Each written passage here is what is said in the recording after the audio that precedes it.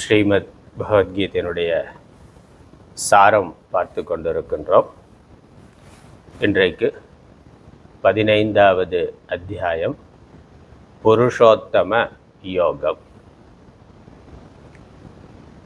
புருஷோத்தமன் என்பது ஆத்மா, பிரம்மம். அந்த பிரம்மத்தை பற்றிய தெளிவான லட்சணங்களை இந்த அத்தியாயத்தில் சொல்லுகின்றார். க்ஷர புருஷன், அக்ஷர புருஷன், உத்தம புருஷன் என்று மூன்றாக பிரித்து அதற்கான விவரங்களை இந்த அத்தியாயத்தில் சொல்லி இருக்கின்றார். அதில் இந்த அத்தியாயத்துக்கு புருஷோத்தம யோகம் என்று பெயர். இந்த அத்தியாயம் சிறிய அத்தியாயம்தான், 20 ஸ்லோகங்கள் இருக்கிறது. ஆனால் வேதத்தினுடைய சாரமாக, வேதாந்தத்தினுடைய சாரமாக இருக்கக்கூடிய அத்தியாயம். அதனால் முக்கியமான அத்தியாயமாக இருக்குது. இதை மட்டுமாவது பகவத்கீதையில் மனப்பாடம் பண்ணி வைத்து கொள்வது நல்லது. பல இடங்களில், பல ஆசிரமங்களில் உணவுக்கு முன் இதை பாராயணம் பண்ணுறதுன்னு வைத்திருக்கிறார்கள். அதுக்கும் உணவுக்கும் என்ன சம்பந்தம் அப்படிங்கிறது இல்லை, மனப்பாடம் ஆகிறதுக்காக. அதனால் ஆசிரமத்தில் சாதுக்களாக இருக்கிறவர்களுக்கு குறைந்தபட்சம் இதுவாவது தெரிந்திருக்கணும் அப்படிங்கிறதுல அதை நித்தியமாக பாராயணம் பண்ணால் தானாக மனப்பாடம் ஆயிரும்னு இந்த அத்தியாயத்தை மனப்பாட பகுதியாக வைத்திருக்கிறார்கள். அதற்கு எளிமையான வழி, பாராயணம் பண்ணால் தான் சாப்பாடு கிடைக்கும்னா, அதனால் படித்தாக்கா தானாக மனப்பாடம் ஆயிரும், அப்படி வைத்திருக்கிறார்கள். அந்தளவு அதனால் அதனுடைய முக்கியத்துவம் நமக்கு தெரிகின்றது. 20 ஸ்லோகம் இருந்தாலும் வேதாந்தத்தில் இருக்கக்கூடிய எல்லா விஷயங்களும் இந்த அத்தியாயத்தில் இருக்கின்றது. அதனால் அது முக்கியத்துவம் உடையதாக இருக்கின்றது. இந்த அத்தியாயத்தில் 5 விஷயங்கள், இந்த அத்தியாயத்தினுடைய விஷயங்களை பார்த்தா 5ஆக பிரிக்கலாம். முதல்ல சம்சார வர்ணனம் என்பது இருக்குது. நம்மளுடைய பிறப்பு எப்படி இருக்குது, இந்த வாழ்க்கை பிறப்பு இறப்பு முடிவில்லாத ஒரு தொடர்ச்சியாக போய்கொண்டிருக்கின்றது. அதற்கு சம்சாரம்னு பேர். அதை பற்றிய ஒரு வர்ணனை இருக்கின்றது முதல் 3 ஸ்லோகங்களில். அதுக்கப்புறம் இந்த சம்சாரத்திலிருந்து விடுபடுவதற்கான சாதனைகள் சொல்லப்படுகின்றன. அது 4, 5, 3வது ஸ்லோகத்தில் கடைசியிலையும் 2வது வரியிலையும் 4, 5 ஸ்லோகத்திலையும் 4 சாதனைகளை சொல்லுகின்றார். சம்சாரத்திலிருந்து விடுபடுவதற்கான உபாயம் அதுவும் சொல்லப்படுகின்றன. நம்முடைய பிறப்பு எப்படிப்பட்டது என்பதும் வர்ணிக்கப்படுது. அதிலிருந்து விடுபடுவதற்கான உபாயமும் சொல்லப்படுகின்றது. அந்த தகுதிகள், அதற்கு தேவையான தகுதிகள், அது சாதனைகளாக சொல்லப்பட்டிருக்கின்றது. அதற்கப்புறம் பிரம்மத்தை பற்றிய லட்சணங்களை, பிரம்மஸ்வரூபத்தை பற்றி சொல்லுகின்றார். எந்த ஞானத்தினால ஒருவன் சம்சாரத்திலிருந்து விடுபடுவானோ அந்த ஞானத்தை, அந்த பரவஸ்துவத்தை பற்றிய தத்துவத்தை சொல்லுகின்றார். 6வது ஸ்லோகத்திலிருந்து 15வது ஸ்லோகம் வரைக்கும் அதுதான் இந்த அத்தியாயத்தினுடைய முக்கியமான விஷயம். அதுதான் நித்திய வஸ்து. இந்த சம்சாரம் அனித்தியமானதாக இருக்கின்றது. உடம்பு, உலகம் இவைகள் அனித்தியமாக இருக்கின்றன. இவைகளுக்குள்ளே இருந்து இவைகளை நடத்துகின்ற நித்திய வஸ்து எது என்பது தான் இங்கே விஷயம். அந்த வஸ்துவை பற்றிய ஞானம்தான் ஒருவனுக்கு சம்சாரத்திலிருந்து விடுதலையை தரும். அந்த ஞானத்தை அழகாக தெளிவாக சொல்லுகின்றார். ஜீவாத்மா, பரமாத்மா என்று, சர்வாத்மா என்று சொல்லுகின்றார். இந்த சரீரத்துக்குள்ளே எது ஆத்மாவாக இருக்கின்றதோ அதுவே பிரபஞ்சம் முழுவதும் இருந்து இயக்குகின்றது. அல்லது பிரபஞ்சம் முழுவதும் எது ஆத்மாவாக இருக்கின்றதோ அதுவே ஒவ்வொரு சரீரத்துள்ளும் இருக்கின்றது. அந்த சர்வாத்மா என்ற தத்துவத்தை சொல்லுகின்றார். சர்வம் பிரம்மமயம் என்று ரொம்ப அழகாக, ரொம்ப சுருக்கமாகவும் இந்த ஸ்லோகங்களில் இந்த கருத்தானது வருகின்றது. 6வது ஸ்லோகத்திலிருந்து 15வது ஸ்லோகம் வரைக்கும். அதுக்கப்புறம் இந்த அத்தியாயத்தினுடைய விஷயமான புருஷோத்தமன் என்பதை பற்றிய விஷயத்தை சொல்லுகின்றார். 16லிருந்து 18 3 ஸ்லோகங்களில் க்ஷர புருஷன், அக்ஷர புருஷன், உத்தம புருஷன் என்று பிரித்து சொல்லுகின்றார் 3ஆக. இறுதியாக இந்த ஞானத்தினுடைய பிரயோஜனத்தை சொல்லுகின்றார். இப்போ சம்சாரம்னா என்ன என்பதும் இருக்குது. அதிலிருந்து விடுபடுவதற்கு தேவையான தகுதிகள் சொல்லப்பட்டிருக்கு. எந்த ஞானத்தினால விடுதலை கிடைக்குமோ அந்த ஞானம் சொல்லப்பட்டிருக்கு. அதுக்கப்புறம் அந்த ஞானத்தினுடைய பிரயோஜனம் என்ன என்பது சொல்லப்பட்டிருக்கின்றது. அதனால் இது முழுமையான ஒரு அத்தியாயமாக இருக்கின்றது. நம்ம வாழ்க்கையினுடைய நோக்கம் என்ன, லட்சியம் என்ன, பரம புருஷார்த்தம் என்ன என்பதை பற்றியும் அதை அடைவது எப்படி என்பதை பற்றியும் தெளிவான விஷயம் இருக்கிறதுனால தான் இந்த அத்தியாயம் ரொம்ப முக்கியமானதாக இருக்கின்றது. இதுதான் வேதத்தினுடைய விஷயமும் வேதாந்தத்தினுடைய விஷயமும் இதுதான். எத்தனை நூல்கள் படித்தாலும் அதில் திரும்ப திரும்ப இதே கருத்துக்கள் தான் நம்ம வேறு வேறு கோணத்தில் இன்னும் விரிவாக நம்ம பார்ப்போம். அதனால் அதனுடைய சாரமாக இந்த அத்தியாயம் இருக்கின்றது. அதனால் பகவத்கீதையே வேத சாரமாக இருக்கின்றது. இந்த பகவத்கீதையினுடைய சாரமாக இந்த அத்தியாயமானது இருக்கின்றது. இந்த அத்தியாயத்தில் இருக்கக்கூடிய இந்த 5 விஷயத்தையும் நம்ம ஸ்லோகத்தோட பார்க்கலாம். 20 ஸ்லோகங்கிறதுனால நம்ம ஸ்லோகத்தையும் படித்து அதனுடைய அர்த்தத்தை பார்த்தோம்னா இந்த கருத்துக்கள் நமக்கு தெளிவாக விளங்கும்.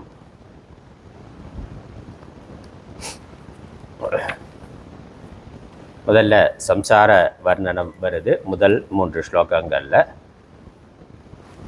ஊர்தமூலமதசாக்கம் அஸ்வத்தம் பிராகுரவ்யம் சந்தாம்சி யஸ்ய பர்ணானி யஸ்தம் வேதச வேதவித் அதஷ்டோத்வம் பிரசுத்தாஸ்தஸ்ய சாக்காக குணப்பிரவருத்தா விஷயப்பிரவாலாக அதஷ்டமூலான் அனுசந்ததானி கர்மானுபந்தீனி மனுஷ்யலோகே ந ரூபமஸ்யேக ததோபலப்யதே நாந்தோ நச்சாதிர் நச்ச சம்பிரதிஷ்டா அஸ்வத்தமேனம் சுவிரூடமூலம் அசங்கசஸ்திரேன திருடேன சித்வா.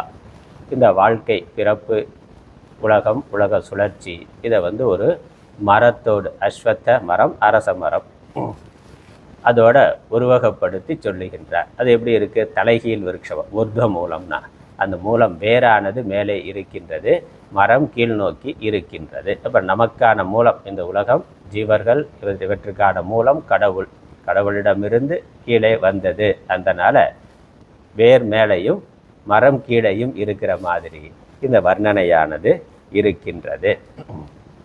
ஒரு மரம்ங்கிற பொழுது ஒரு பெரிய பிரம்மாண்டமான பெரிய மரம். அதனால் மரத்தில் ராஜாவா அரச மரம்னு சொல்கிறோம். அந்த அரச மரம் தான் அஸ்வத்த விருட்சம். மரத்துக்கும் நம்மளுடைய வாழ்க்கைக்கும் இருக்கக்கூடிய சம்பந்தம் இந்த மர உருவகத்தினால நம்மால் புரிந்து கொள்ள முடியும். ஒரு மரம்னாலே அது ரொம்ப பெரியதாக, அது அரச மரம்ங்கிறது ரொம்ப பெரிய மரமாக, அரச மரம் அல்லது ஆலமரம் எடுத்துக்கொள்ளலாம். பெரிய மரமாக இருக்கின்றது. அது சல ஸ்வபாவம் உடையதாக, இப்பொழுது மரம்ங்கிறது காற்றில் அசைந்து கொண்டு இருக்கக்கூடிய தன்மை உடையதாக இருப்பது அப்படி இருக்குது. அப்புறம் இது அனாதியாக அனந்தமாக இருக்கின்றது. ஒரு மரம்னாக்க அந்த மரம் எங்கேருந்து வந்தது? ஒரு விதையிலிருந்து வருது. விதையிலிருந்து மரம் திரும்ப அந்த மரத்திலிருந்து இன்னொரு விதை, அந்த மரத்திலிருந்து அடுத்த விதை, அந்த விதையிலிருந்து இன்னொரு மரம். இப்போ இது ஒரு முடிவில்லாத தொடர்ச்சி. அந்த ஒரு மரம் அழிந்தாலும் அது நிரந்தரமாக அழிவது இல்லை, அடுத்த விதை மூலமாக அடுத்த மரமாக வருகின்றது. அப்போ இந்த மரத்தினுடைய தோற்றம், விதை மரம் என்பது பிறப்பு இறப்பு. ஒரு சரீரம் பிறக்குது, இருக்குது, போகுது. அடுத்த சரீரம் திரும்ப தோன்றுகிறது, இருக்கிறது, அழிகின்றது, மீண்டும் அடுத்த பிறப்புன்னு. இது அனாதி, ஆதி இல்லாமல், தொடக்கம் இல்லாமல், எப்போ தொடங்குறதுன்னு தெரியாத ஒரு பயணமாக இருக்கின்றது. இதற்கு முடிவென்பதும் இல்லை, போய்கொண்டே இருக்கின்றது. அனந்தம்னா அதனால் ஆதி அந்தம் இல்லாததுனால இது நித்தியமானதாக இருக்கின்றது. இவன் ஞானத்தை அடைந்து மோட்சத்தை அடைந்தால் ஒழிய இதிலிருந்து விடுதலை என்பது இல்லை. அதனால் நித்தியத்துவத்தை அடைந்தால் தான் நித்திய சம்சாரத்திலிருந்து விடுதலை. இல்லைன்னா சம்சாரத்தில் நித்தியமாக இருக்கலாம். சம்சாரத்தில் நித்தியமாக அழிவில்லாமல் போய்கொண்டே பிறந்து இறந்து அந்த வாழ்க்கை இன்ப துன்பங்களோடு சுழன்று கொண்டே போய்கொண்டே இருக்கலாம்.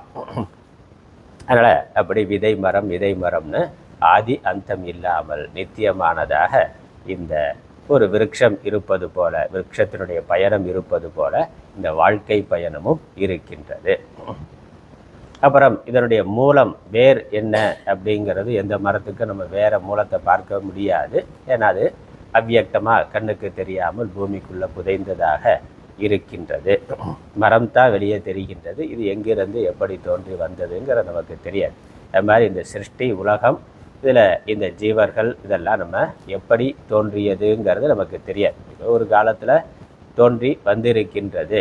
அது எப்பொழுது எப்படி தோன்றியது, என்னுடைய மூலமாக இருக்கக்கூடிய இறைவன் காரணமான பொருள், அது இறைவனோ இல்லை வேறு எந்த பேரில் சொன்னாலும் காரணமாக எது இருக்கின்றதோ அது அவ்வளவு சாதாரணமாக வெளியே தெரியாததாக இருக்கின்றது. அதனால் அதுவும் ஈஸ்வரன் தான் இந்த உலகத்திற்கு வேறாக இருக்கின்றார். அந்த வேர் கண்ணுக்கு தெரியாததாக, எப்படி ஒரு மரத்தினுடைய வேர் கண்ணுக்கு தெரியாததாக இருக்கோ அதை போல இந்த பிறப்பு, உலகம், தோற்றம் இவைகளுடைய மூலம் காரணம் என்ன என்பது நமக்கு தெரியாது. அதுக்கப்புறம் ஒரு பெரிய மரம்னா அதில் பல கிளைகள் இருக்கின்றன, பெரிய பெரிய கிளைகள் இருக்குது. அதுவும் ஆலமரம்னா பார்த்தாக்கா அந்த கிளையிலிருந்து வேர் வந்து அதுவே ஒவ்வொரு கிளையுமே ஒரு தனி மரம் அளவுக்கு பருத்து இருக்கிறத பார்க்கிறோம். அப்படி இந்த பிறவி என்பது ஒரு உலகத்தில் ஒரு உடல்னு இல்லாமல் பல லோக்கங்கள். இந்த கிளைகள்ங்கிறது பல உலகங்கள், 14 லோக்கங்கள். கீழே மேல் உலகம், மேலே 7 உலகம்னு 14 லோக்கங்கள் சொல்கிறோம். மரத்தில் இருக்கக்கூடிய கிளைகள் போல அது மேலும் கீழுமாக இருக்கின்றது. அப்புறம் மரம்னாக்கா மரத்தில் பறவைகள் இருக்கின்றன, அதில் ஒரு கூடு கட்டி வசிக்கின்றன. அதுக்கப்புறம் அதனுடைய அங்கேருந்து அது மரத்தில் இருக்கக்கூடிய பழங்களை உண்ணுகின்றன. அந்த மாதிரி இந்த ஜீவர்கள் இந்த சம்சார விருட்சத்தில், இந்த சிருஷ்டிங்கிற ஒரு பெரு மரத்தில் எண்ணற்ற ஜீவர்களாகிய பறவைகள் இருக்கின்றார்கள். அது வீடு தான் கூடு. இந்த பறவையினுடைய கூடு இருக்க மரத்தில், அந்த மாதிரி இது எடுக்கின்ற சரீரங்கள் தான் கூடு மாதிரி இருக்குது. அங்கே மரத்தில் இருக்கக்கூடிய பழங்கள் என்பது இந்த ஜீவன் அனுபவிக்கக்கூடிய புண்ணிய பாபமாகிய பலன். அதனால் கர்ம பலன் தான் அந்த மரத்தில் பழுக்கின்ற பழங்களாக இருக்கின்றன. அதை உண்டு அனுபவிக்கின்ற பறவைகளாக ஜீவர்கள் இருக்கின்றார்கள்.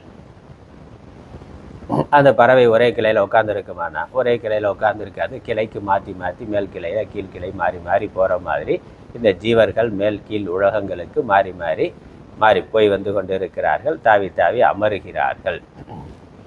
இப்படி இந்த ஒற்றுமையெல்லாம் இருக்கிறதுனால இது இந்த பிறப்பு இறப்பு, ஜீவனுடைய பிறப்பு இறப்பு ஒரு முடிவில்லாத சம்சார சக்கரம். எப்படி விதை மரம் போய்கொண்டே இருக்கோ அதே மாதிரி இந்த சம்சார சக்கரம் ஒரு சுழற்சியாக சென்று கொண்டே இருக்கின்றது. இதுதான் ஒப்புமை. அதனால் இந்த சிருஷ்டி உலகம் ஒரு சம்சார விருட்சம், ஒரு பெரிய விருட்சமாக உருவகப்படுத்தப்பட்டிருக்கின்றது. அதில் உட்கார்ந்து இருக்கக்கூடிய பறவைகள் போல மனிதர்கள் ஜீவர்கள் இருக்கிறார்கள். நம்ம பாட்டோட பொருள் பார்த்தா முதல் 3 ஸ்லோகத்துக்கு அப்படியே பொருளும் நம்மள்ட்ட இந்த புக்கு தான் இருக்குது. புக்கில் பொருளோட பார்க்கலாம், இன்னும் கொஞ்சம் புரிந்து கொள்வதற்கு வசதியாக இருக்கும். 20 ஸ்லோகம் இருக்கிறதுனால பொருளோடையே படிச்சிடலாம். பொருளை புரிஞ்சு கொள்ளலாம். பகவான் கூறுகிறார், ஆதி புருஷனான பரமேஸ்வரன் எதற்கு வேறோ, பிரம்மதேவன் எதற்கு முக்கிய நடுமரமோ கீழ்கிளைகளோ அந்த பிரபஞ்ச உருவமான அரச மரத்தை அழியாதது என்று கூறுகிறார்கள். அஸ்வத்தம்னா அழிவில்லாதது. இந்த பிரபஞ்சங்கிறது அழிவில்லாததாக எப்பொழுதும் இருந்து கொண்டிருப்பதாக இருக்கின்றது. மேலும் எந்த அரச மரத்திற்கு சந்தாம்சி எஸ்ய பர்ணாணி, இதில் இருக்க மரம்னா அதில் இலைகள்லாம் இருக்குது, அந்த வர்ணனையெல்லாம் இருக்குது. அதில் இருக்க இலைகள்லாம் என்னென்னா வேதங்கள் தான். சந்தாம்சி எஸ்ய பர்ணாணி, வேதங்கள் இந்த அரச மரத்தின் இலைகளாக இருக்கின்றது, இந்த பிரபஞ்சத்தினுடைய இலைகளாக இருக்கின்றன. பிரபஞ்சம் என்ற அந்த அரச மரத்தை எவர் வேருடன் சேர்த்து தத்துவ ரீதியாக அறிகிறாரோ அவரே வேதத்தின் உட்கருத்தை அறிந்தவர் ஆவார். அதனால் இந்த பிரபஞ்சத்திற்கு மூலமான ஈஸ்வரன், இவற்றுடைய சொரூபத்தை யார் அறிகிறார்களோ அவர் வேதத்தை அனைத்தையும் அறிய வேண்டியதை அறிந்தவராக ஆகின்றார். அதுக்கப்புறம் 2வது ஸ்லோகத்துக்கான பொருள், அந்த சம்சாரம் என்ற அரச மரத்தினுடைய கிளைகள் முக்குணங்கள் என்ற நீரினால் வளர்ந்து புலன் நுகர்ச்சி பொருள்களாகிய தளிர்களுடன் கூடி, இந்த போக விஷயங்கள் இருக்கே அதான் தளிர்கள், சத்துவம் ரஜஸ் தமஸ்கிற 3 குணம், இதான் இந்த மரம் வளர்வதற்கு, மாயையினுடைய குணம் அதான் இந்த மரம் வளர்வதற்கு நீராக இருக்கின்றது. அப்புறம் தேவ மனித விலங்கு முதலிய பிறவி உருவமாகி மேலும் கீழும் மேலுமாக எங்கும் பரவியுள்ளது. அந்த கிளைகள் பல லோக்கங்கள், அதில் ஜீவர்கள் எடுக்கின்ற பலவிதமான சரீரங்கள், பிறவிகள். அவ்வாறே மனித பிறவியில் கர்மங்களுக்கு ஏற்றவாறு பிணைக்கின்றவையான அகந்தை, மமதை, வாசனை உருவான வேர்களும் கீழும் மேலுமாக எல்லா உலகங்களிலும் பரவியுள்ளன. அதனால் பூமிக்கடியில் வேர் இருக்கு. ஆலமரத்தில் பார்த்தாக்க கிளைகளில் இருந்தும் வேர்கள் வருகின்றன. கர்ம பலன் என்பது தான் அகங்காரம், மமக்காரம், வாசனை, இதெல்லாம் கர்மானுபந்தியுனி மனுஷலோக்கேனு. அப்புறம் 3வது ஸ்லோகம், இந்த சம்சார ரூபமான மரத்தின் ஸ்வரூபம் எவ்வாறு சொல்லப்படுகிறதோ அவ்வாறு இங்கு ஆராயுங்கால் புலப்படுவது இல்லை. இது எப்படிப்பட்டதுங்கிறத நம்மளால் முழுமையாக புரிந்து கொள்ள முடியவில்லை. நம்ம ஏகதேசமாக இருக்கிறோம். அதில் சில அம்சங்கள் நமக்கு புரிகின்றது. பல விஷயங்கள் புரியாமலே தான் இந்த பிரபஞ்சம் இருக்குது. நம்மளுடைய உடம்போட தத்துவமே பல விஷயங்கள் புரியாமல் தான் இருக்குது. அது எப்படி இருக்கும், எப்படி செயல்படும்னு தெரியறதில்ல. நம்மளுடைய மனசில் என்ன இருக்குது, புத்தியில் என்ன இருக்குங்கிறதே நமக்கு பல விஷயங்கள் புரியாமல் தான் இருக்கின்றது. அதனால் புரியாமலே வாழ்க்கை போய்கொண்டிருக்கின்றது. அதனால் இது புரிந்து கொள்ள முடியாததுங்கிற, ஏன்னா மாயா காரியம்ங்கிறதுனால புரிந்து கொள்ள இயலாதது. ஏனெனில் இதற்கு ஆதியும் அந்தமும் இல்லை, முதலும் முடிவும் இல்லை, நிலையான இருப்பும் இல்லை, நிரந்தரமானதுன அது மாறிக்கொண்டே இருக்கின்ற ஒரு தன்மை. பிரவாக நித்தியம்னா இந்த நதி எப்படி அது தொடர்ந்து ஓடிக்கொண்டிருக்கு, ஆனால் மாறிக்கொண்டே இருக்கு. நிலைத்த தன்மை பார்க்கறதுக்கு நதின்னு ஒரு நிலைத்த தன்மை உடையிற மாதிரி தெரிந்தாலும் அதனுடைய தண்ணீரானது பார்த்தா மாறிக்கொண்டே இருக்கின்றது. அந்த மாதிரி உடல்கள் மாறிக்கொண்டே இருக்கின்றன, முடிவில்லாத ஓட்டமாக இருக்கின்றது. ஆகவே அகங்காரம், மமக்காரம், முன்வினை, வாசனை என்ற உறுதியான வேர்கள் கொண்ட இந்த சம்சார உருவமான அரச மரத்தை உறுதியான வைராக்கியம் என்ற கோடாரியினால் வெட்டி எறிந்துவிட்டு, இதற்கப்புறம் சாதனை எல்லாம் வர்ணனை முதல்ல சொல்லிட்டு, இது பிறப்பு இறப்பு என்ற ஒரு சுழற்சி, இதிலிருந்து வெளியேற வேண்டும் என்றால், இதிலிருந்து விடுபட வேண்டும் என்றால் அதற்கு என்ன பண்ணணும்? வைராக்கியம்னா அசங்க சஸ்திரேன திருடேன சித்வா, உறுதியான வைராக்கியம் என்பது. இதிலிருந்து 4, 5 அடுத்த 2 ஸ்லோகத்திலையும் இந்த சாதனைகளை சொல்லுகின்றார். முதல் சாதனை வைராக்கியம் தான். வைராக்கியம்னா என்னது? இந்த உலகத்தில் இருக்கக்கூடிய நம்முடைய உடல், புறத்தில் இருக்கக்கூடிய மற்ற உறவுகளுக்குள்ளே இருக்கக்கூடிய சம்பந்தம், அதுக்கப்புறம் செல்வம், இளமை, வேறு என்னெல்லாம் இருக்கோ எல்லாமே அனித்தியமானவை, அழியக்கூடியவை, காலத்தினால் மாறுபடக்கூடியவைன்னு நாம் புரிந்து கொள்ள வேண்டியது. புரிந்து கொண்டு அதன் மேலே இருக்கக்கூடிய பற்றை, எதிர்பார்ப்பை குறைத்து கொள்ளுதல், விட்டுவிடுதல் என்பது தான் வைராக்கியம். அதனால் வைராக்கியம்னா பற்று குறைந்திருக்கின்ற, பற்று நீங்கி இருக்கின்ற தன்மை, பற்றற்ற தன்மை. இப்போ இது இருக்குது, நாமளும் இருக்கிறோம். எத்தனை காலத்துக்கு இருக்கும்னு தெரியாது, நாம் எவ்வளவு காலத்துக்கு இருப்போம்னு தெரியாது, இருக்கிற காலத்திலையும் எவ்வளவு காலத்துக்கு இது சேர்ந்திருக்கும்னு தெரியாது, போய்கொண்டிருக்கின்றது. அவ்வளோதான். அதை புரிந்து கொள்ளாத பொழுது தான் போயிட்டா ஐயோ போய்விட்டதேன்னு, அல்லது நம்ம போக போகிறோம்னா ஐயோ போகிறோமே இவங்கெல்லாம் என்ன ஆவாங்கங்கிற இது இருக்குது. ஆனால் வாழ்க்கையினுடைய யதார்த்தம் இது ஒரு நாள் பிரியக்கூடியது, ஒரு நாள் அழியக்கூடியது, மாறுபடக்கூடியது.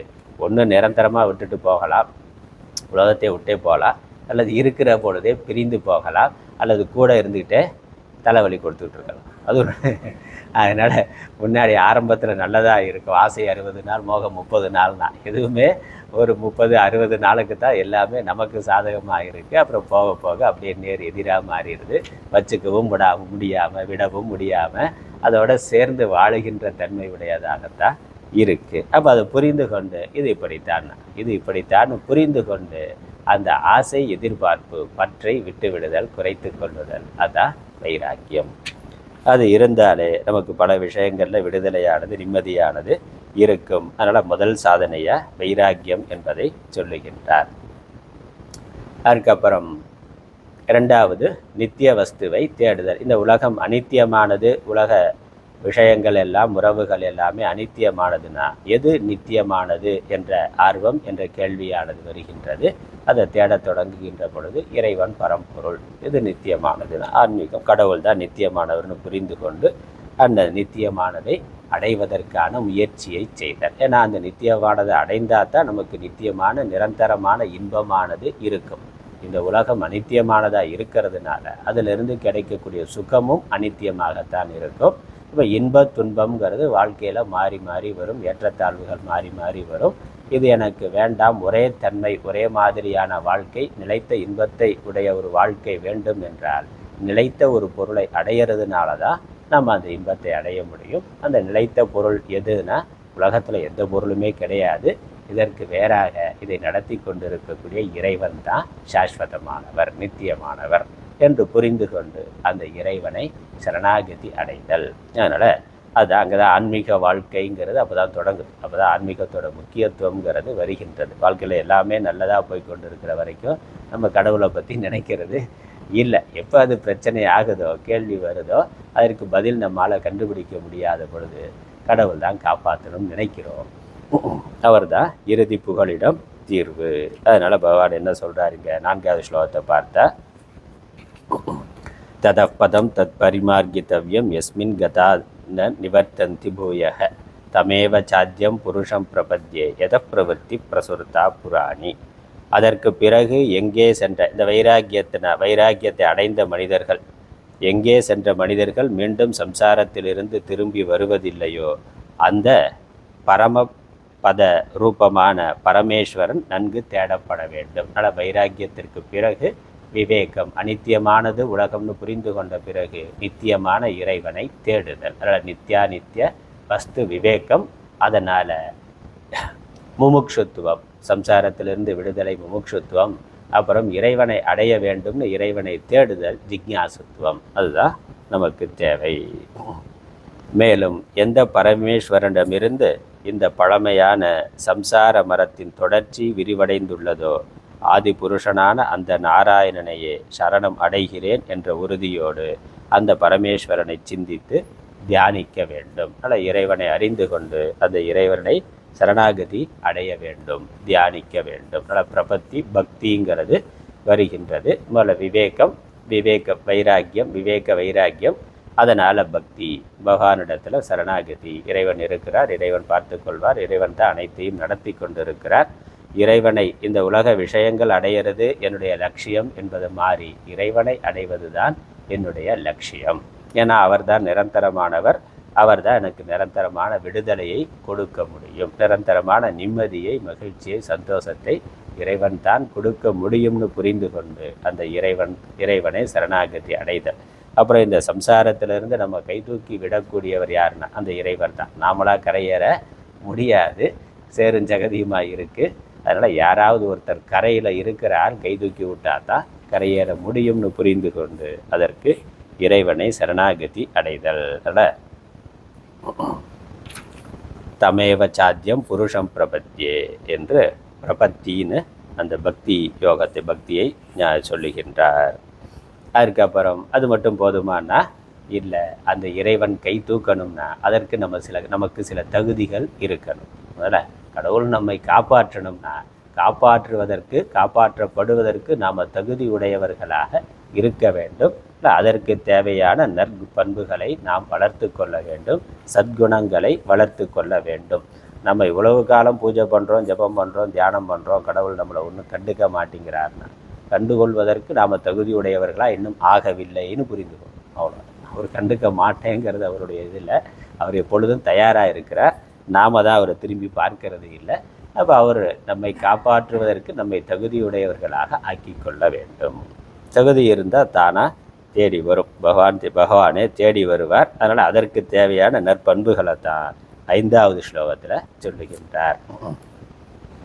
நிர்மாண மோகா ஜிதசங்கதோஷாக அத்தியாத்ம நித்யா வினிவிருத்த காமாக துவந்த்வேர் விமுக்தா சுகதுக்க சஞ்ஞைஹி கச்சந்தி மூடா பதம் அவ்யயம் தது.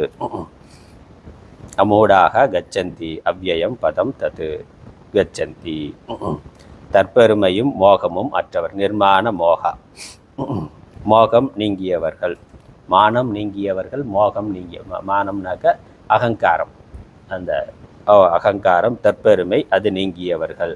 அப்புறம் மயக்கம், உலக விஷயங்களை பெரிது என்று நினைக்கிற அந்த மோகமானது நீங்கியவர்கள், அதற்கு பின்னால் செல்லாமல் இருப்பவர்கள். கடவுள் நம்மை தேடி வர வேண்டும் அல்லது நாம் கடவுளிடத்தில் போகணும்னா நாம் முதல்ல உலக விஷயத்துக்கு பின்னாடி போகாமல் இருக்கணும். அதனால் சின்ன குழந்தை ஓடிச்சுன்னா பின்னாடியே அம்மா துரத்திட்டு போகிறாங்கல்ல. அப்போ இது அம்மாவை தேடி போனால் அம்மாவை அடையிறது ஈஸி. இது விஷயத்தை எதுக்கு பின்னாடியே ஏதோ ஓடிக்கிட்டு இருந்தாக்கா பின்னாடியே எவ்வளோ தூரம் ஓட முடியும்? குழந்தை வேகமாக ஓடுது, அம்மா பின்னாடி மெதுவாக தான் வர முடியும். அப்போ ஈஸியாக எளிதாக நம்ம அம்மாவை அடையணும்னா உலகத்தை விஷயத்தை நோக்கி போகாமல் இருக்கணும். அந்த குழந்தை அம்மாவை நோக்கி போனாக்கா அது எளிதானது. அந்த மாதிரி விஷயங்களை நோக்கி நம்ம ஓடிக்கொண்டு இருக்கிறோம். பகவான் நமக்கு பின்னாடியே ஓடி வர்றார். எப்படா அவன் திரும்பி பார்க்கலாம், எப்படா இவங்க திரும்பி பார்ப்பான், எப்போ இவனை காப்பாற்றலான்னு. அதனால தான் பெருமாள் என்ன பண்ணார்னா, முதல்ல இவனை கை தூக்கி கரையேற்றி வைகுண்டத்துக்கு கூட்டு போகிறதுக்காக வந்தாராம்.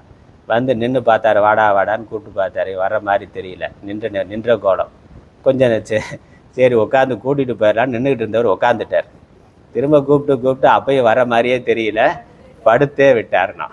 அதனால இவன் வராமல் நம்ம போகிறது இல்லையா, அவர் வைராக்கியத்தோடு இங்கே உறுதியாக இருக்கிறாரு, நாம தான் திரும்பி பார்க்க மாட்டேங்கிறோம். அதனால் படுத்தே விட்டார்.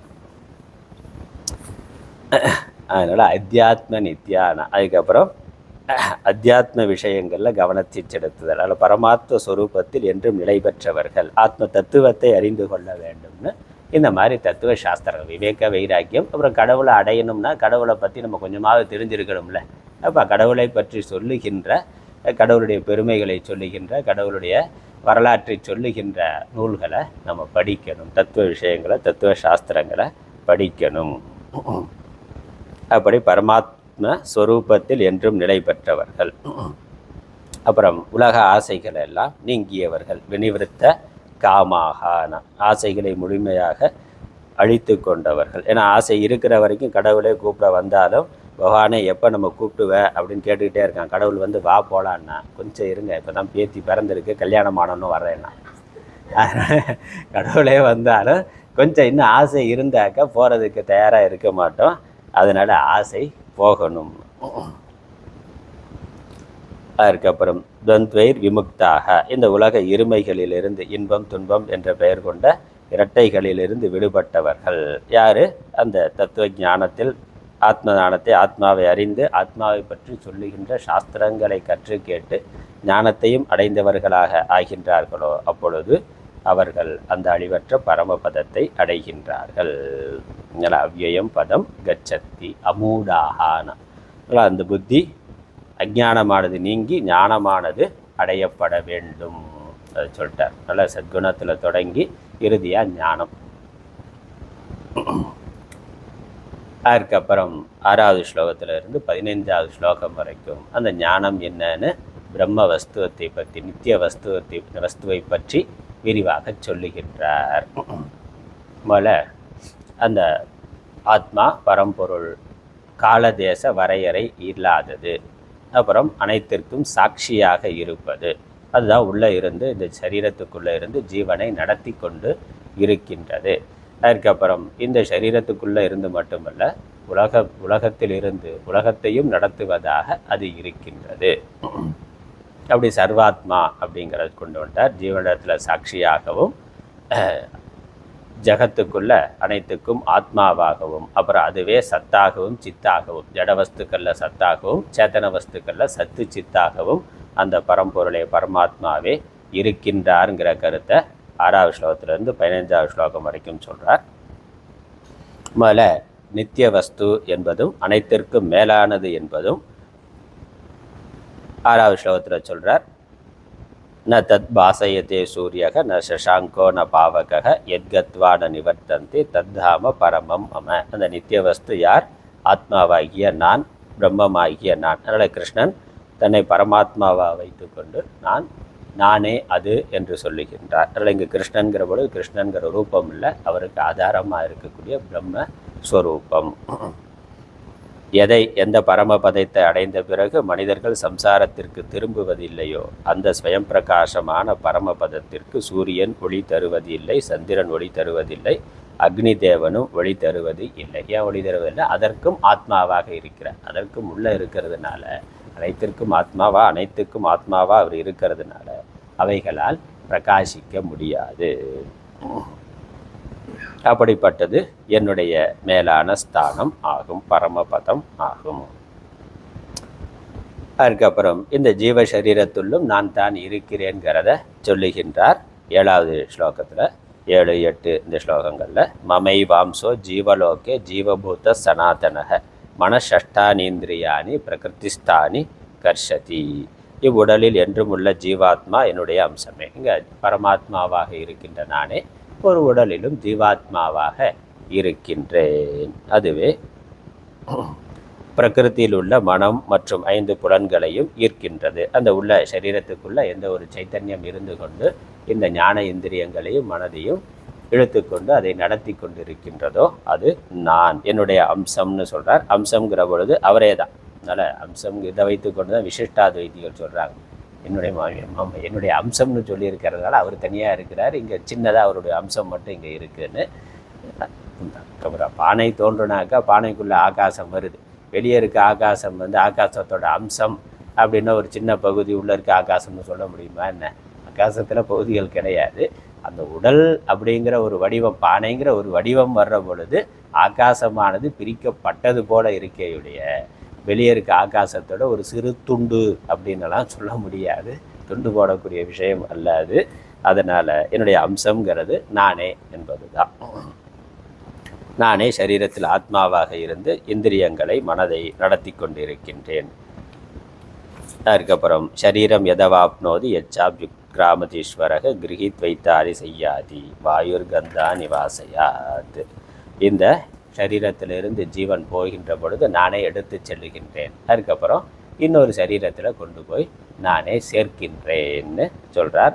இந்த காற்றானது ஒரு மனத்தை, ஒரு வாசனையை ஒரு இடத்திலிருந்து இன்னொரு இடத்துக்கு கொண்டு செல்வது போல அந்த ஜீவனை ஒரு சரீரத்திலிருந்து இன்னொரு சரீரத்துக்கு கொண்டு செல்லுகின்றேன். காற்று மனமுள்ள இடத்திலிருந்து பலவித மனங்களை இழுத்து செல்வது போல உடலை ஆள்பவனான ஜீவாத்மாவும் எந்த உடலை விட்டு கிளம்புகின்றானோ அதிலிருந்து மனத்தோடு கூடிய புலன்களையும், அதான் சூக்ஷ்ம சரீரம், ஸ்தூல சரீரத்தை விட்டுட்டு சூக்ஷ்ம சரீரத்தை எடுத்து இன்னொரு சரீரத்தில் சேர்க்கிறதுங்கிறதா எடுத்துக்கொண்டு எந்த உடலை அடைகின்றானோ அதில் சேருகின்றான். அடுத்த பிராரப்தம் என்னவோ அதில் அந்த உடலில் போய் அவன் சேருகின்றான்.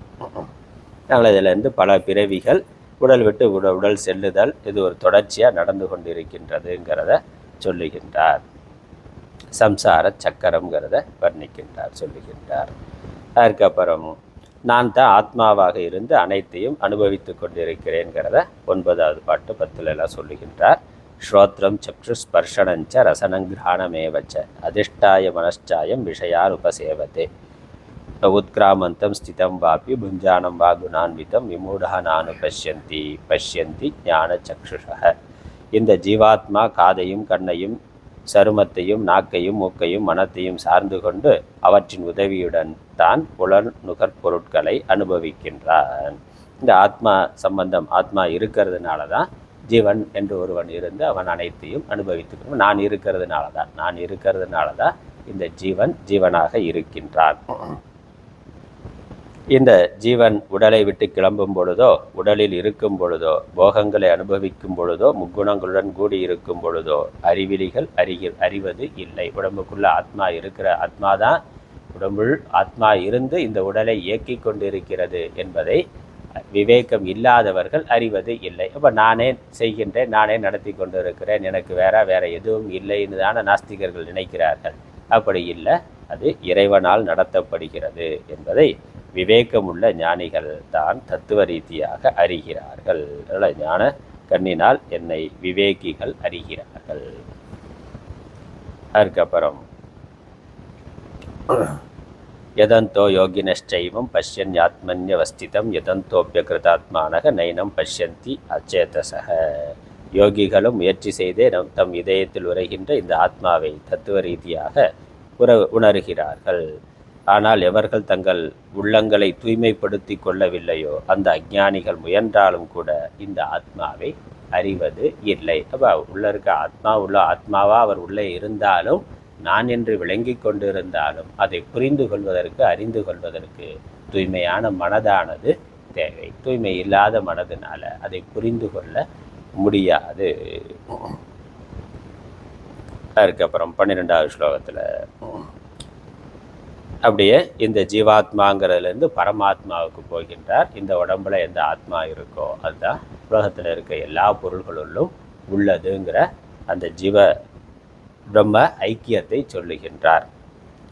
யதாதித்யகதம் தேஜக ஜெகத் பாசயத்தே கிலம் யச்சந்திரமசி யச்சாக்னௌ தத்தேஜோ வித்தி மாமகம். சூரியனில் உள்ள எந்த ஒளி உலகனைத்தையும் பிரகாசிக்கின்றதோ, மேலும் எந்த ஒளி சந்திரனிடத்திலும் நெருப்பினிடத்திலும் உள்ளதோ அது என்னுடைய ஒளியே என்று தெரிந்து கொள். அப்போ ஒவ்வொரு உடம்புலையும் இருக்கிற எல்லா ஜடப்பொருள்களுக்குள்ளும் நான் தான் இருந்து இதை நடத்தி கொண்டு இருக்கின்றேன். அப்போ ஒன்றே அப்படிங்கிறது தெளிவாக இருக்குது. ஒரே ஆத்மாதான் எல்லாவற்றுள்ளும் இருக்கின்றது. காமா விஷ்யச்ச பூதானி தாரயாம் யகமோஜசா புஷ்ணாமி சௌசதி சர்வாக சோமோ பூத்வா ரசாத்மக. நான் பூமியின் உள்புகுந்து என் சக்தியினால் உயிரினங்கள் அனைத்தையும் தாங்குகின்றேன். ரசமே வடிவான, அதாவது அமுதமே நிறைந்த நிலவும் ஆகி அனைத்து பயிர் பச்சைகளையும் மரங்களையும் போஷிக்கின்றேன். நான் தான் உலக அனைத்தையும் நடத்தி கொண்டிருக்கின்றேன். இதெல்லாம் தானாக நடக்கிறதுங்கிறது இல்லை, ஒரு சைத்தன்யத்தினால் நடத்தப்பட்டு கொண்டு இருக்கின்றது. அதுக்கப்புறம் திரும்ப சரீரத்தை வைத்து கொண்டு சொல்லுகிறார், எல்லா ஜீவர்களுடைய சரீரத்திலும் நான் தான் உள்ளே இருந்து வைஸ்வானரனாக இருந்து அனைத்தையும் ஜீரணம் செய்கின்றேன். அகம் வைஸ்வானரோ பூத்வா பிராணினாம் தேகமாஸ்ரிதக பிராணாபான சமாயுக்தக பச்சாமியன்னம் சதுர்விதம். நானே எல்லா உயிர்களுடைய உடலில் உறைபவனாகி பிராண அபான வாயுக்களுடன் கூடி வைஸ்வானரன் என்ற அக்னியாக ஆகி 4 வகையான உணவை ஜீரணிக்கின்றேன். என்னெல்லாம் வெரைட்டியாக இருக்கோ எல்லாத்தையும் நான் தான் உள்ளே இருந்து ஜீரணம் செய்ய வைக்கின்றேன். ஏன்னா சாப்பிட்றது தான் நம்ம கையில் இருக்குது. அது ஜீரணம் ஆகுதா ஆகலையாங்கிறது நம்முடைய கையில் இல்லை. அது எப்போ ஜீரணமாகும், ஜீரணம் ஆகாமல் எப்போ கடமுடான்னு பிரச்சனை பண்ணோம் யாருக்கும் தெரியாது. அது அதனால் அது பகவான் அவருடைய கையில் அவர் பண்ணுறது தான் வேலை.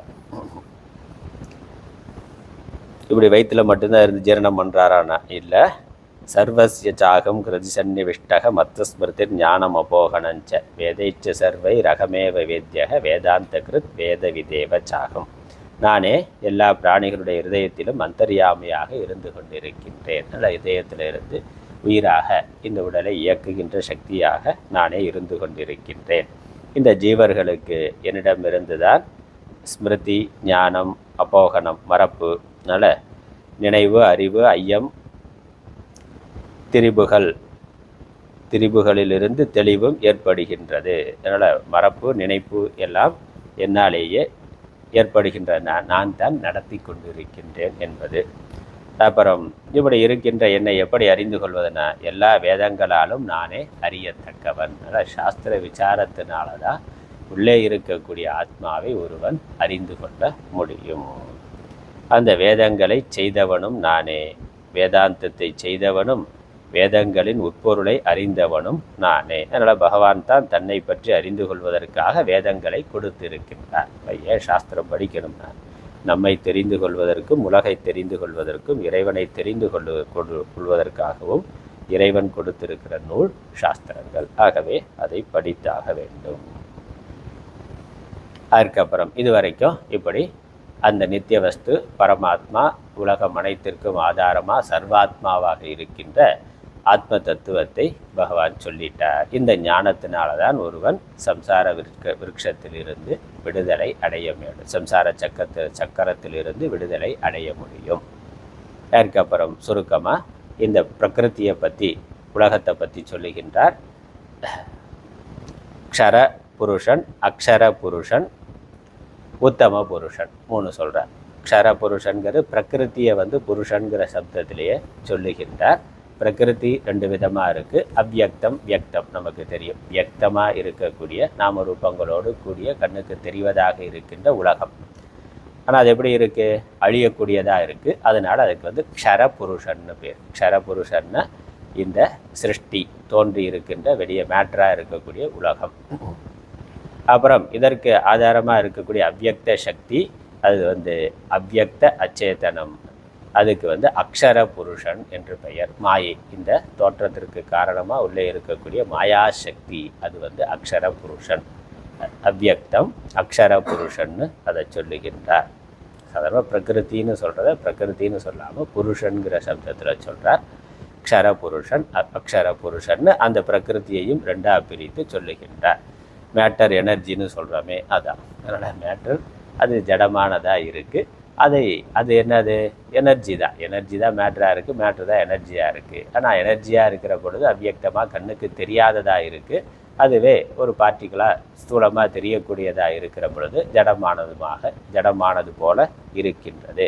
இந்த ரெண்டையும் க்ஷர அக்ஷர புருஷன்னு பிரித்து சொல்லுகின்றார். அது 16வது ஸ்லோகத்தில் பார்க்கிறோம். துவாவிமௌ புருஷௌ லோகே க்ஷரச்சாக்ஷர ஏவச்ச க்ஷரஸ் சர்வாணி பூதானி கூட்டஸ்தக அக்ஷரக உச்சியதே. இந்த எல்லா உயிர்களும் க்ஷரமானது அப்படின்னா இந்த உடல்கள் உலகம் தோன்றக்கூடியது கண்ணுக்கு தெரிவதாக இருக்கக்கூடிய ஜடமான பொருட்கள் எல்லாம் க்ஷர புருஷன்னு பேர். அப்புறம் அக்ஷர புருஷன்கிறது இங்கே கூட்டஸ்தகங்கிற சப்தத்தை சொல்கிறார். கூட்டஸ்தகங்கிறதுக்கு இந்த இடத்துல மாயை அப்படின்னு அர்த்தம். மாயையே கூட்டஸ்தன். அதை வழக்கமாக சாதாரணமாக நம்ம பிரம்ம லட்சணத்தில் கூட்டஸ்தன்கிறத பார்த்தோம். அதனால் பிரம்மனும் கூட்டஸ்தன். இங்கே மாயைக்கு கூட்டஸ்தன்கிற சப்தத்தில் சொல்கிறார். அதற்கு ஆச்சாரியர் பாஷ்யத்தில் விளக்கம் கொடுத்துருக்கிறார். கூடம் அப்படின்னா ரகசியம், மறைவு, மாயாவி மாதிரி. அப்போ மாயையாக உள்ளே இருந்து இந்த நடத்தி கொண்டு இருக்கிறதுனால கூடம்னாக்கா ரகசியம்னு அர்த்தம். அதனால் கூட்டம் அப்படிங்கிறது அந்த கொல்லம்பற்று இருக்கக்கூடிய உலைக்கு கூடம் அப்படின்னு அர்த்தம் பார்த்தோம். இங்கே கூடம் அப்படிங்கிறதுக்கு இன்னொரு அர்த்தம் இருக்குது, ரகசியம் அப்படின்னு அர்த்தம். அதெல்லாம் ரொம்ப கூடமாக பேசுகிறான் அப்படின்னு சொல்கிறோமே, அப்படி மறைச்சி வச்சு கள்ளமாக பேசுறது அப்படிங்கிறது, ரகசியமாக ஒரு புதிராக பேசுறது அப்படிங்கிறதுக்கு கூடம்னு பேர். அது யாருன்னா அது மாயை. அதனால் இந்த உடம்புல மாயை அப்படி கூட்டமாக ரகசியமாக இருந்து கொண்டு அது நடத்தி கொண்டு இருக்கின்றது உலகத்தை அப்படிங்கிற அர்த்தத்தில் கூட்டஸ்தங்கிற வார்த்தையை இங்கே ஆச்சாரியருக்கு விளக்கம் கொடுக்குறார். அதனால் கூட்டஸ்தக அக்ஷரக உச்சியதேங்கிற பொழுது மாயாசக்தி, மாயையானது அவ்வியக்தமாக இருக்கின்ற மாயையானது அக்ஷரம் என்று, அது அக்ஷர புருஷன் என்று சொல்லப்படுகின்றது. அதுக்கப்புறம் இந்த ரெண்டுக்கும் வேறாக உத்தம புருஷன் இருக்கிறார். அந்த உத்தம புருஷன் தான் மாறி இந்த அத்தியாயத்துக்கு தலைப்பாக புருஷோத்தமன்னு. உத்தம புருஷன், புருஷோத்தம். உத்தமன்னா இந்த ரெண்டுக்கும் வேறு அதற்கு மேலாக இருக்கக்கூடிய ஆத்ம சைத்தன்யம், மாயைக்கு மேலாக இருக்கக்கூடிய ஆத்ம சைத்தன்யம், பராசக்திக்கு மேலாக இருக்கக்கூடிய பரமேஸ்வரன் பிரம்மம். அது 17வது ஸ்லோகத்தில் சொல்கிறார். உத்தம புருஷஸ்து அந்யக பரமாத்மியத் யுதாகிருதக. பரமாத்மா தான் உத்தம புருஷன் என்று சொல்லப்படுகின்றார். யோ லோகத்ரயமாவிஷ்ய விபர்த்தியவ்யய ஈஸ்வரக. ஈஸ்வரனாக இருந்து, அவ்வியமான அழிவில்லாத ஈஸ்வரனாக இருந்து 3 உலகங்களையும் வியாபித்து இதை தாங்கி கொண்டிருக்கின்றார், நடத்தி கொண்டிருக்கிறார். எவர் உலகம் 3லும் உட்புகுந்து எல்லோரையும் தாங்கி போஷிக்கிறாரோ, மேலும் அழிவற்றவர் பரமேஸ்வரன் பரமாத்மா என்று அழைக்கப்படுகின்றாரோ, அந்த புருஷோத்தமன் இந்த க்ஷர அக்ஷர புருஷர்களிடமிருந்து வேறுபட்டவர். அடுத்து 18வது ஸ்லோகத்தில் இந்த கருத்தை சொல்லி முடிக்கிறார். யஸ்மாத் க்ஷரமதீதோகம் அக்ஷராதி விச்சோத்தமக அதோஸ்மி லோகே வேதேச்ச பிரதித புருஷோத்தமக. எந்த காரணத்தினால் நான் அழியக்கூடிய ஜட வர்க்கத்திற்கு அப்பாற்பட்டவனாகவும் அக்ஷரனான அழியாத ஜீவாத்மா அந்த மாயையும் காட்டிலும் சிறந்தவனாகவும் உள்ளேனோ, அக்காரணத்தினால் இங்கே அந்த மாயைன்னு படாமல் ஜீவாத்மான அர்த்தம் போட்டிருக்காங்க. அதை நம்ம மாயைன்னு புரிந்து கொள்வது தான் சரியானது. சிறந்தவனாகவும் உள்ளேனோ, அக்காரணத்தினால் உலகிலும் வேதத்திலும் புருஷோத்தமன் என்று புகழ் பெற்றுள்ளேன். அதனால் எல்லாத்துக்கும் மேலாக இருக்கிறதுனால புருஷோத்தமன் என்று எனக்கு பெயர் என்று நான் புகழ் பெற்றுள்ளேன். அதுக்கப்புறம் இந்த ஞானம் தான் மோட்சம் தருங்கிறத சொல்லுகின்றார் 19வது ஸ்லோகத்தில். யோ மாமேவமசம்மூடக ஜானாதி புருஷோத்தமம் ச சர்வவித் பஜதி மாம் சர்வபாவேன பாரத. இந்த புருஷோத்தமனை எவன் அறிகின்றானோ, இந்த உடம்பு மனது இவைகளை மட்டும் இல்லாமல் இதற்கு வேறாக இருக்கின்ற புருஷோத்தமனை, பரமாத்மாவை, சர்வாத்மாவாக இருக்கின்ற அந்த பரம்பொருளை யார் உள்ளவாறு அறிகின்றார்களோ அவர்கள். எல்லாம் அறிந்த அவன் எல்லா விதத்திலும் எப்பொழுதும் வாசுதேவனான இங்கே சர்வவித் பஜதிமான் சர்வபாவேன பாரத. அந்த சர்வவித் அனைத்தையும் அறிந்த என்னை எல்லா விதத்திலும் அவர்கள் பூஜிக்கிறார்கள். பூஜிக்கிறதுனா எல்லா விதத்திலும் என்னையே எப்பொழுதும் அவர்கள் பார்த்து கொண்டு தியானித்து கொண்டு இருக்கிறார்கள். அதனால் என்னையே அப்படின்னு பகவான் சொல்கிறது அந்த கிருஷ்ண ரூபம் இல்லை, மகாவிஷ்ணு ரூபமும் இல்லை, அதற்கும் உள்ள இருக்கக்கூடிய பிரம்ம சைத்தன்யம். ஏன்னா அந்த உபாதியும் அவர் தற்காலிகமாக எடுத்திருக்கிறது தான், அதுவும் உபாதி தான். இறுதியா இப்படி இது முடிவுரையாக சொல்கிறார். இதுதான் சாஸ்திரத்தினுடைய சாரம். இது இதி குஹ்யதமம் சாஸ்திரம் இதமுக்தம் மயானக ஏதத் புத்வா புத்திமான் சியாத் கிருத்தகிருத்தியஷ்ட பாரத. இந்த ஞானத்தினுடைய பிரயோஜனம் என்ன அப்படிங்கிறத சொல்கிறார். அவர் கிருத்தகிருத்தியனாக ஆகிறார். எவன் என்னை இவ்வாறு அறிந்து கொள்ளுகிறானோ அது எப்படி குஹ்யதமம் சாஸ்திரம். அதனால் இது சாஸ்திரம் வேதத்தினுடைய சாரம் அப்படின்னு இந்த அத்தியாயத்தை பகவானே சொல்லுகின்றார். குஹ்யதம் இது குஹ்யதமம் சாஸ்திரம். எல்லா ரகசியங்களிலும் மேலாக எல்லா சாஸ்திரங்களிலும் ரகசியமாக இருக்கின்ற இந்த தத்துவத்தை மிகவும் ரகசியமாக மறைத்து போற்றத்தக்க இந்த சாஸ்திரம் என்னால் கூறப்பட்டது. இந்த உபதேசம் ரொம்ப சுருக்கமாக சம்சார வர்ணனம் சொல்லி அதிலிருந்து விடுபடுவதற்கான சாதனைகளையும் சொல்லி அடைய வேண்டிய நித்திய வஸ்துவை பற்றியும் சொல்லி ஜீவபிரம்ம ஐக்கியத்தையும் சொல்லி அதுக்கப்புறம் இந்த உலகம் எப்படி இருக்குது, அதற்கு மேலான பரமாத்மா எப்படி இருக்கிறார்னு சொல்லி அந்த பரமாத்மாவை ஒருவன் அறிந்து கொள்வதனால அடையிறதுனால பிறவாத நிலையை அடைகின்றான், செய்ய வேண்டியதை செய்து முடித்தவனாக ஆகின்றான்கிறதையும் அழகாக சொல்லி இருக்கிறார். அதான் பிரயோஜனம். என்னது? கிருத்தியக, செய்ய வேண்டியதை செய்து முடித்தவனா, பரிபூர்ண நிறைவடைந்தவனாக இந்த சரீரத்தில் இருக்கிற பொழுதே, உலக வாழ்க்கையில் இருக்கிற பொழுதே இறைவனை ஆத்மாவை அறிந்து கொண்டவன் இறைவனை ஆத்மாவாக இருக்கிறான் என்று அறிந்து கொண்டு தன்னுடைய அகங்கார மமக்காரத்தை விட்டவன் பூர்ணமான திருப்தி உடையவனாக இருக்கின்றான். அந்த பூர்ணத்துவங்கிறது மனதுக்கு வர்றதா கிருத்தியத்துவம். ஏன்னா பூர்ணத்துவம் மனசில் இருந்தால் நம்ம செய்ய வேண்டியது ஒன்றும் இல்லையே. குறை இருக்கிற பொழுது தான் இதை செய்யணும் அதை செய்யணுங்கிற எண்ணம் இருக்குது. மனதில் நிறைவு இருந்தால் செய்வதற்கு ஒன்றும் இல்லை. இங்கே பகவான் சொல்கிறது அவன் செய்ய வேண்டியதை செய்தவனாக ஆகின்றான். அதனால் இவ்வாறு மிகவும் ரகசியமாக மறைத்து போற்றத்தக்க இந்த சாஸ்திரம் என்னால் கூறப்பட்டது. இதை தத்துவ ரீதியாக அறிந்து கொண்ட மனிதன் ஞானியாகவும் செய்ய வேண்டியதை செய்தவனாகவும் ஆகின்றான். இப்படி இந்த 15வது அத்தியாயம் நிறைவு பெறுகின்றது. ஒரு முழுமையான சாஸ்திரத்தினுடைய கருத்தை சொல்லுகின்ற அத்தியாயம். அதனாலேயே இந்த அத்தியாயம் சிறப்பு பெற்றதாக இருக்கின்றது. இந்த அளவில் நம்ம நிறைவு செய்வோம். ஓம் பிரபன்ன பாரிஜாதாய தோத்திரநேத்ரைகபாணயே ஞானமுத்ராய கிருஷ்ணாய கீதாமந்ததிகே நமः. ஓம் ஈஸ்வரோ குருராத்மேதி மூர்த்திபேத விபாகினே வ்யமவத்யாப்ததேகாய தட்சிணாமூர்த்தயே நமः. ஓம் பூர்ணமதః பூர்ணமிதம் பூர்ணாத் பூர்ணமுதச்யதே பூர்ணஸ்ய பூர்ணமாதாய பூர்ணமேவாவசிஷ்யதே. ஓம் சாந்தி சாந்தி சாந்தி. ஹரி ஓம்.